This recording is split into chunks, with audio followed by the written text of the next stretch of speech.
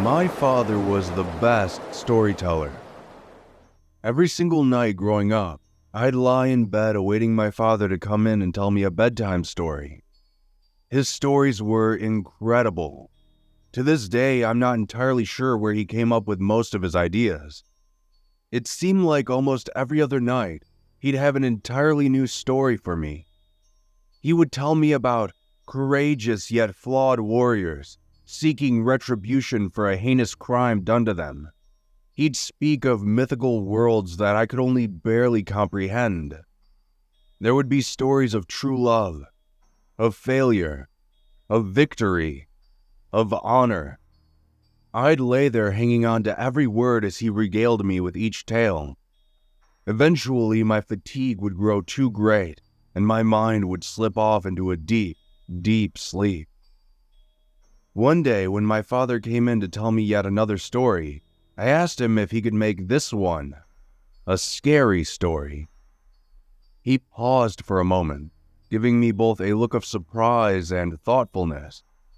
Out of all the stories he has told me, none of them had been particularly scary. They were more thrilling and action-packed. He sat there staring out of my window for a few seconds, before turning and smiling to me. Then he began to speak. "Those woods, right outside your window," he said. I glanced over to the window and saw the faint trees swaying in the moonlight. I nodded in response.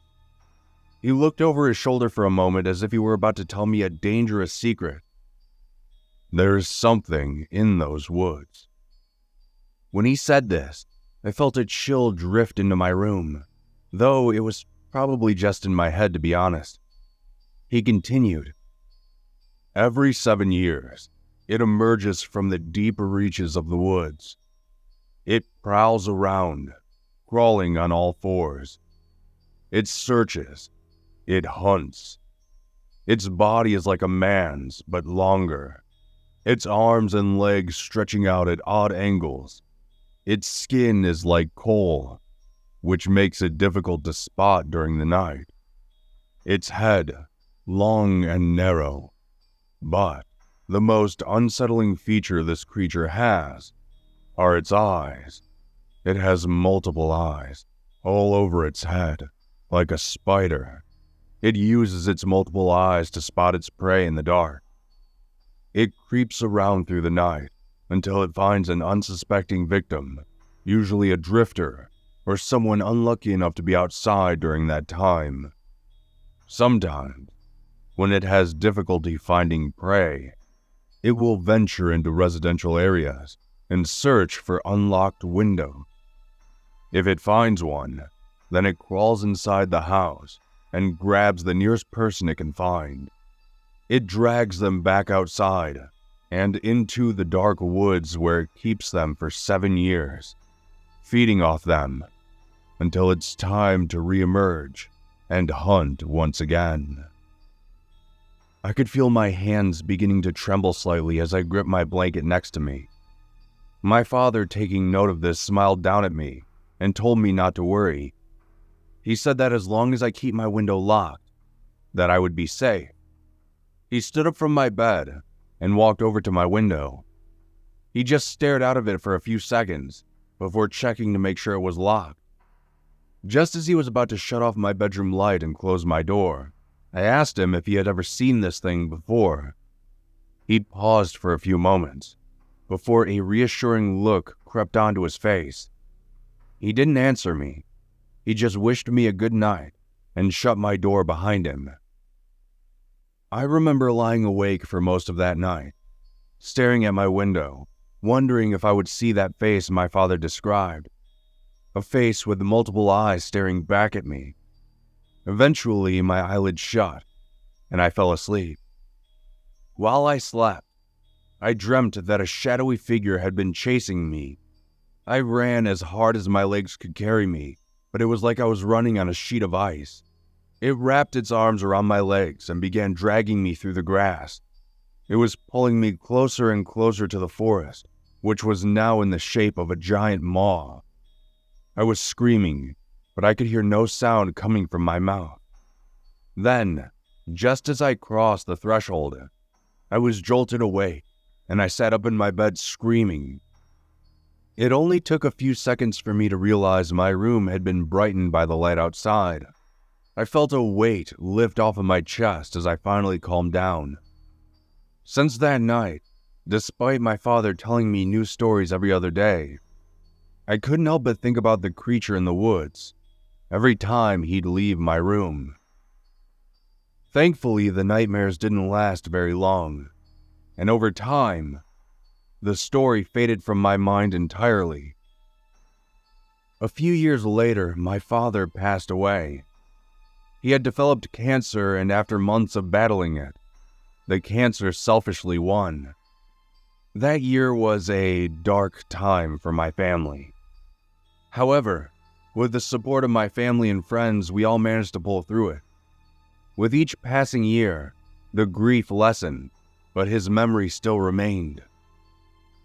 Then after another few years, during my senior year in high school, something happened.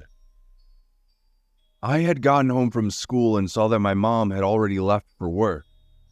She had been working frequently the last few years to make up for the low income. I offered to get a part-time job to help her out with the bills, but she told me that everything was fine. She said that we weren't in dire need of money, and that working helps take her mind off of things. She also went on to say that I needed to focus on my schooling, so I could get into college and in turn get a good job down the line. Although I understood her reasoning, it still pained me to see her working so much. Regardless, I walked into my bedroom and tossed my bag onto my bed. I pulled out some of my books and set them on my desk. Every half hour or so, I'd split my time between doing homework, studying, and watching TV. Before I knew it, the sky had darkened, and it was time for bed. I shut off my TV, got changed, and crawled into bed. As I laid there, I found it difficult to fall asleep.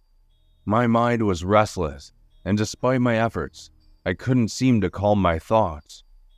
I cracked open one of my eyes and saw that the clock on my desk was nearing 2 a.m. by this point. That's when I heard something. A sound which pierced the silence of my room like a knife.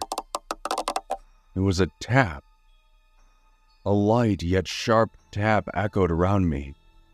My eyes instantly snapped open and I looked over to my window. My blood nearly turned into ice in my veins. Memories of my father rushed into my mind. Memories of the stories he used to tell me. Memories of the thing that lives in the wood behind my house. Its face and body were obscuring most of my window, and if it weren't for the faint bit of moonlight outside, I probably wouldn't have seen it.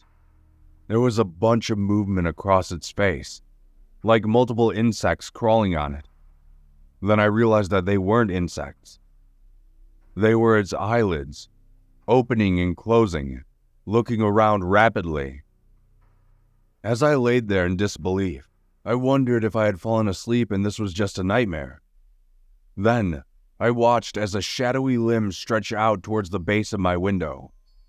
My mind stopped thinking about whether or not this was a nightmare, and instead I thought about whether or not I had locked my window recently. The sickening sound of the window seal being broken as the glass began to slide up hit my ears.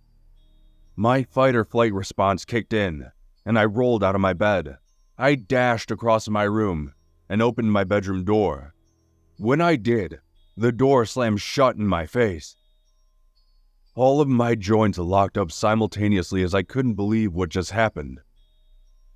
The creature that was just outside my window a few seconds ago was now above me. It had one hand firmly pressed against my door. The other seemed to be stuck against my wall. Its head seemed to twist unnaturally, almost spinning entirely upside down. All of its eyes were focusing in on me. I backed away, wondering what I should do. My bedroom was on the second floor, so if I jumped, I probably would only injure myself. And if I didn't, I'd probably be right where it wanted anyway. Standing right next to my bedroom door was a coat rack my father had assembled for me years ago. I grabbed it and swung at the creature as hard as I could. The sound of an impact and splintering wood resonated around me. A few of the prongs snapped off. The creature had reared back slightly, but that only gave it a moment's pause. What was jarring to me was that this thing made no sound aside from the previous window tapping. No breathing, no shrieks of pain, no growls. Even moving around, it barely made any noise. It crawled onto the floor and was closing the distance to me. This forced me back over to where my bed was. It was now taking up nearly half of my room. It lowered its stance, and a second later, it lunged at me. It reached out with its long arms at me. When it did this, I swung the coat rack wildly. The end of the wood connected with its head. It clattered to the floor, and in a flash, I dashed past it. I opened my door and slammed it shut behind me. I sprinted down the stairs and turned on the living room light next to me. Then I stopped, keeping the coat rack aimed up at the stairs towards my bedroom door.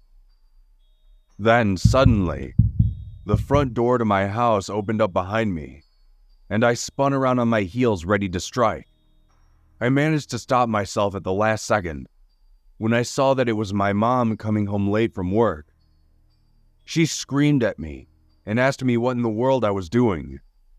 Breathless, I told her something had crawled into my bedroom from my window. She sighed heavily and stormed up the stairs. Despite my protest, she promptly opened my bedroom door. There was nothing there. Just a few pieces of splintered wood, and that was it. She scolded me for breaking the coat rack my father had gotten me, and told me to go back to bed. After inspecting my room, I found that there was truly no sign of that creature whatsoever. I quickly shut and locked my window tightly. I peered outside of it for a few moments, but it was far too dark to see anything of note. It was safe to say I didn't sleep at all that night. My father used to tell me incredible stories when I was a kid. To this day, I'm not entirely sure where he came up with most of his ideas. But the next morning, as I stared at the large handprint on the outside of my window that had been revealed by the morning sun, I know that at least one of his stories was true.